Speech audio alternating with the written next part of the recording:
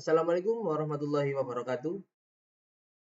Halo guys, selamat datang di channel Gloms Entertainment. Bagaimana kabar kalian guys? Semoga semuanya selalu sehat ya. Untuk video kali ini saya akan menjelaskan tentang apa itu daftar pustaka, daftar isi, kutipan, kalimat langsung dan kalimat tidak langsung, dan juga yang terakhir yakni tutorial cara penggunaan Mendeley dan juga cara mendownloadnya. Oke, selanjutnya mari kita masuk ke pembahasan yang pertama yakni tentang daftar pustaka. Daftar pustaka merupakan bagian dalam sebuah karya tulis yang berisi informasi lengkap tentang sumber-sumber referensi yang digunakan oleh penulis. Tujuan dari adanya daftar pustaka yakni yang pertama, untuk memberikan kredit kepada penulis yang asli. Yang kedua, yakni memberikan pembaca informasi untuk mencari sumber yang digunakan. Dan yang ketiga, yakni menghindari plagiasi oleh oknum yang tidak bertanggung jawab. Dalam daftar pustaka, biasanya mencantumkan nata jukopen. Maksudnya yaitu yang pertama, nama penulis. Biasanya dalam daftar pustaka, nama penulis itu ditulis dibalik, dimulai dari nama belakang. Misal, contoh, orang ini kan dalam buku itu namanya J. Smith. Jadi kalau dalam penulisan daftar pustaka itu dibalik menjadi Smith, J titik. Yang kedua yakni tahun terbit. Untuk tahun terbit itu tahun terbitnya dari buku yang kita gunakan. Jadi habis titik itu 2020 gini. Dan yang ketiga yakni judul buku atau artikel yang digunakan. Yaitu dicetak miring atau diapit oleh tanda kutip. Contoh seperti ini kan dipakai tulisan italik atau tulisan miring. Terus untuk yang kedua ini pakai tanda kutip. Jadi sama-sama ya guys ya. Sama-sama juga tentang judul dari buku atau artikel yang kita gunakan. Nah, untuk langsung titik. Setelah judul buku atau artikel, yang keempat yakni kota terbit. Nah, kota terbit ini kota terbit dari buku yang kita gunakan atau artikel yang kita pakai. Misal ini kan untuk buku diterbitkan di New York, Amerika Serikat. Nah, setelah penulisan kota terbit ini tidak tanda titik, melainkan titik 2. Lalu yang terakhir, Springer ini merupakan penerbit dari buku ini. Terus untuk yang artikel itu hampir sama. Tetapi kalau dalam artikel itu tidak tercantum kotanya, kota pembuatan artikel, tapi diganti oleh halaman. Seperti ini 12, terus halamannya itu 45 sampai 60. Nah, format penulisan daftar pustaka sendiri sangat bervariasi, tergantung pada gaya yang digunakan, seperti APA, MLA, ataupun Cicago. Dan untuk yang kedua, yakni kutipan. Kutipan merupakan pengambilan informasi dari sumber lain yang ditambahkan ke dalam karya tulis dengan menyebutkan sumbernya. Tujuan dalam penggunaan kutipan yaitu yang pertama, menegaskan isi uraian. Yang kedua, yakni membuktikan kebenaran dari pernyataan yang dikutip. Yang ketiga, yakni mengetahui materi dan teori yang digunakan oleh penulis. Dan yang keempat, yakni mengkaji interpretasi penulis terhadap bahan kutipan. Dan yang kelima, yakni menunjukkan bagian atau aspek topik yang akan dibahas dan untuk mencegah plagiasi. Kutipan sendiri yang kita tahu ada dua, yakni ada kutipan langsung dan kutipan tidak langsung. Untuk kutipan langsung, yaitu kita mengutip teks itu seperti pada aslinya. Jadi kalau dalam kutipan langsung ini digunakan tanda kutip atau tanda petik. Seperti contoh, tanda petik dalam petik itu pengetahuan adalah kekuatan. Dan itu disampaikan oleh Foucault tahun 1991 halaman 12. Sedangkan untuk kutipan yang tidak langsung, yaitu menyampaikan ulang informasi dengan kata-kata sendiri. Misal dari contoh kutipan langsung kan begini. Terus dalam kutipan tidak langsung kita menyampaikan ini pendapat dari Foucault, tapi kita sampaikan dengan bahasa kita sendiri. Seperti contohnya seperti ini. Foucault tahun 1991 menyatakan bahwa pengetahuan adalah sumber kekuatan.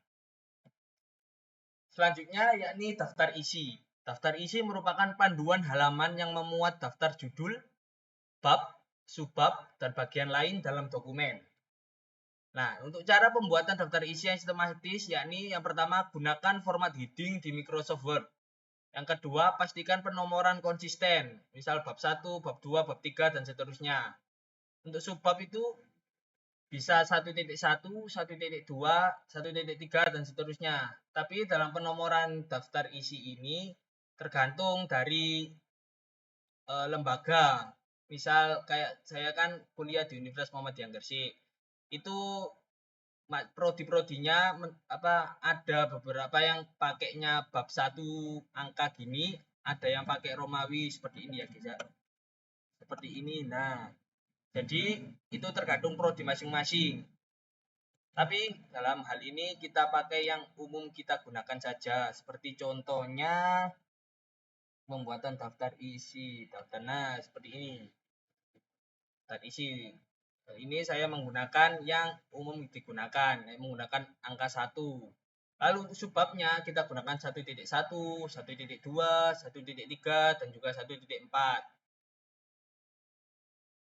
Terus yang bab 2 yakni tinjauan pustaka, maka isinya itu bisa 2.1, 2.2. Untuk yang bab 3 yakni 3.1, 3.2, 3.4, 3.3, dan seterusnya.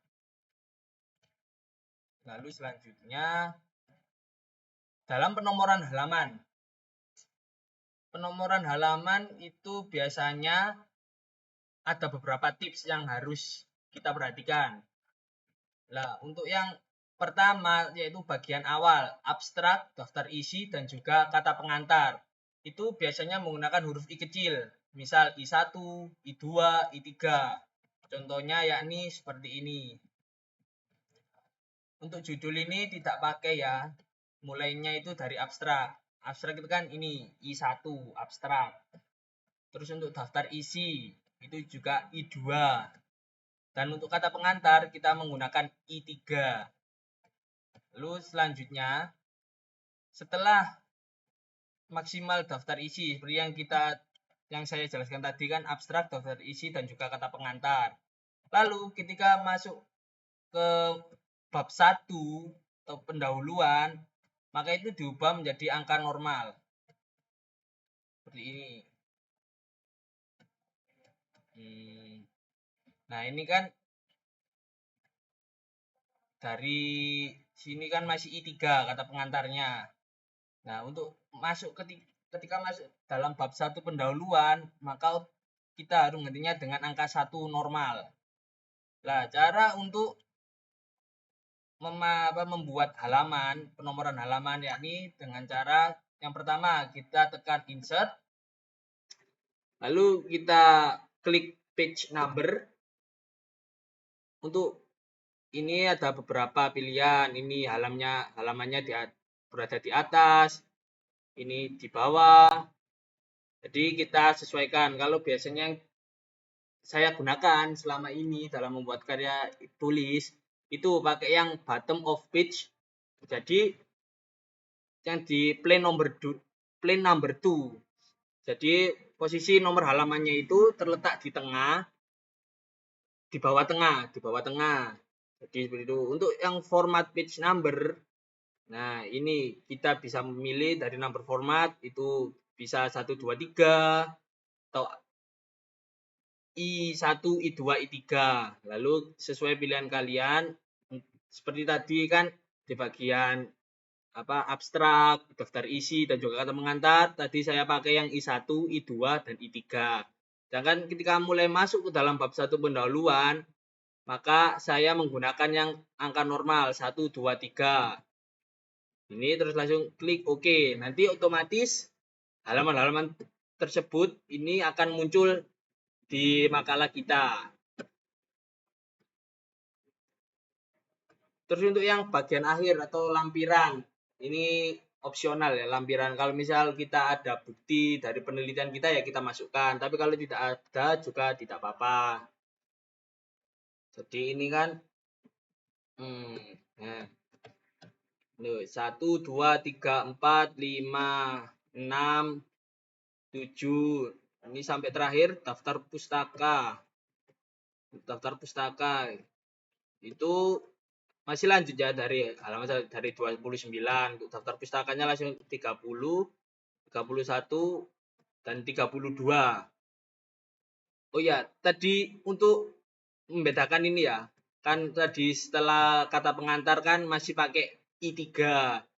Lalu untuk memisahkan ini menjadi tidak I lagi, menjadi angka 1, maka kita harus memisahkannya dengan klik insert, lalu ini page break. Nanti otomatis untuk yang I akan berhenti sampai di sini. Lalu kita di sini memformat lagi seperti tadi di page number. Terus ini masih tetap bottom ya. Terus ini formatnya. Jadi mulai memakai 1, 2, 3. Nah, sekian penjelasan dari saya tentang daftar isi, daftar pustaka, kutipan. Maka untuk yang selanjutnya yakni saya akan menjelaskan tentang tutorial cara menggunakan Mendeley yang baik dan benar. Itu yang pertama, misal kalau kalian belum ada Mendeley, kita harus mendownloadnya terlebih dahulu. Begitu kita masuk ke web, lalu klik Mendeley Desktop. Lalu kita tekan yang Mendeley Desktop 1.19.5 installer. Kita tekan. Nah, di sini kan ada beberapa macam pilihan untuk OS. Ada yang Windows, ada Mac OS X, terus ada Ubuntu, ada yang Linux. Berhubung OS yang saya gunakan kali ini adalah Windows, maka kita klik yang Windows. Setelah kita klik ini, maka otomatis akan muncul pemberitahuan unduhan. Biasanya itu di sebelah sini atau mungkin langsung di depan sini. Langsung timbul di sini. Terus setelah install ini selesai, kita open file. Open file itu seperti penginstalan aplikasi-aplikasi lain, tinggal next I agree gitu aja. Terus untuk setelah terinstall, kita masuk saja ke aplikasi Mendeley-nya. Nah, bagi kalian yang belum punya email, maka kalian harus register terlebih dahulu dengan memasukkan email dan password kalian. Misal untuk buat email dan password kalian di Mendeley ini untuk register. Berhubung kali ini saya sudah punya akun, maka saya akan langsung login untuk email.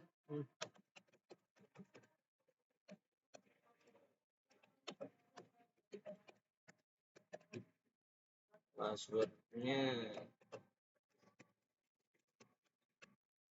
langsung saja kita login.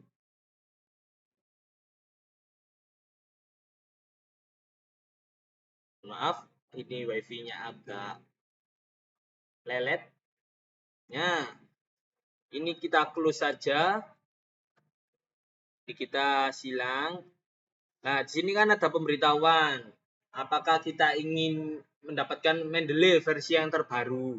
Misal kalau kalian ingin, tekan install. Tapi kalau tidak, bisa ditekan not now. Berhubung saya tidak ingin memperbarui Mendeley ini, maka saya not now saja.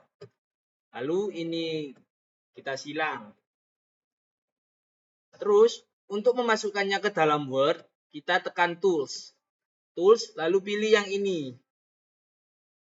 Nanti, ini kan berhubung sudah saya install di Word, maka tulisannya uninstall MS Word plugin. Tapi kalau misal belum, maka ini akan tulisannya install MS Word plugin. Kalau setelah ditekan ini, setelah diinstal, maka Mendeley akan otomatis muncul di Word. Seperti contoh ini. Nah, di bagian reference ini sudah ada open Mendeley dan juga insert citation. Untuk langkah seterusnya, yakni kita harus mencari judul artikel ataupun referensi yang kita butuhkan. Dan biasanya saya mencarinya itu di Google Scholarship. Google Scholar. Nah, kita tekan ini. Nah, ini kita mencari, misal saya mencari dampak handphone terhadap anak balita. Lalu kita searching. Nah, di sini sudah ada berbagai macam PDF tentang yang kita searching ini tadi.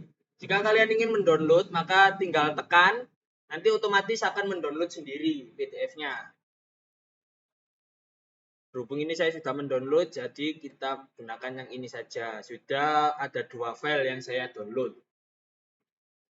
Mari kita coba Mendeley. Kita masukkan dulu contoh ya. Ini tadi yang apa ya?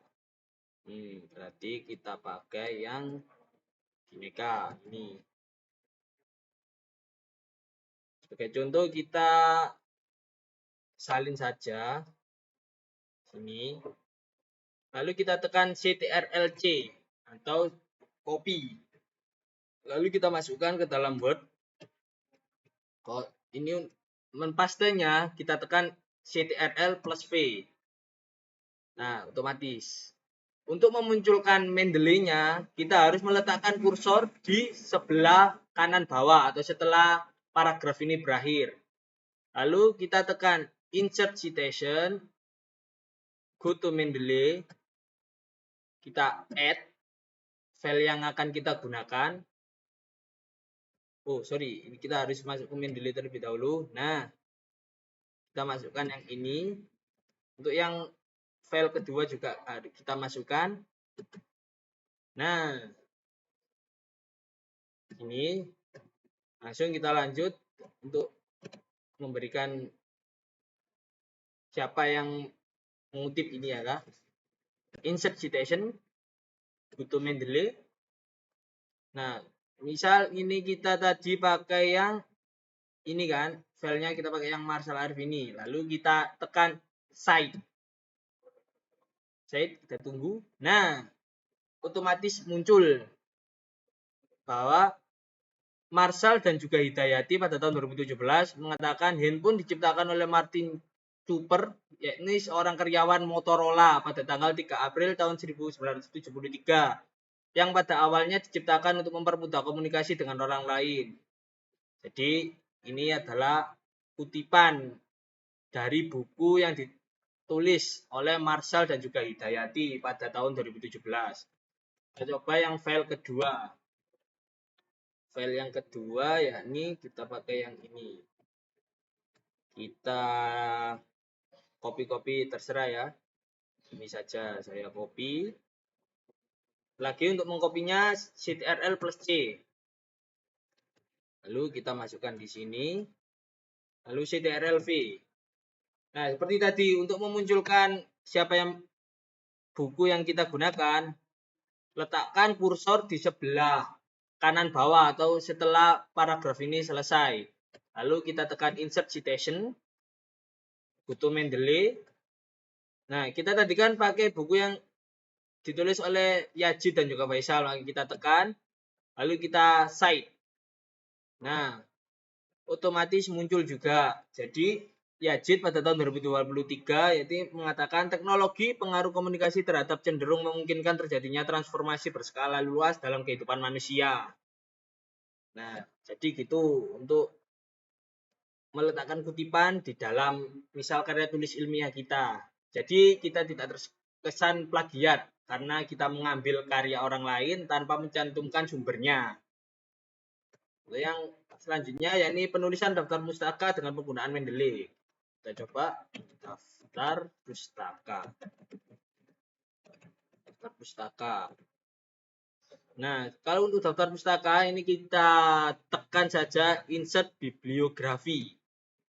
Nah, otomatis dari kedua buku itu sudah masuk dalam Mendeley. Dan ini Marshall A dan Hidayati F 2017. Nah, kita kembali daftar pustaka tadi kan ada Nata Jukopen kalau untuk buku.